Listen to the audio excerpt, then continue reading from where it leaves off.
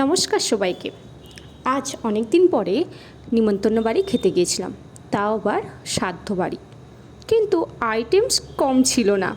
প্রথমেই আসলো সাদা ভাত আর কুরকুরে উচ্ছে ভাজা, আর তার ওপরে দিল একদম গরম গরম ঘি। এই ঘি আর উচ্ছে ভাজা দিয়ে ভাতটা খেতে দারুণ লাগছিল। তারপরে আসলো গরম গরম বেগুনি আর মাছের মাথা দিয়ে মুসুর ডাল।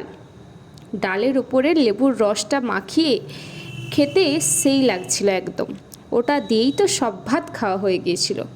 তারপরে আসলো পটল চিংড়ি আর একদম তেল থেকে তুলে আনা গরম গরম ভেটকি পাতুরি। দেখতেই পাচ্ছ ভেটকি পাতুরি খুলতে আমাকে কতটা কষ্ট করতে হয়েছিল।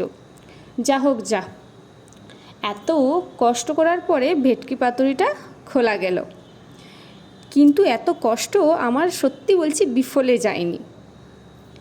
এত সুন্দর ছিল ভেটকি পাতুরিটা, দেখতেই পাচ্ছ একদম গরমে আমি হাতও দিতে পারছিলাম না।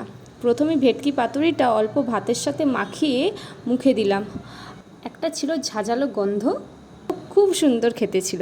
তারপরে আসলো কাতলা মাছের কালিয়া আর চাটনি আর সন্দেশটা তো মুখে দিতেই মিলিয়ে গেল, এতটাই সুন্দর ছিল। রসগোল্লাও ছিল কিন্তু মেনুতে, ওটা আর নেইনি।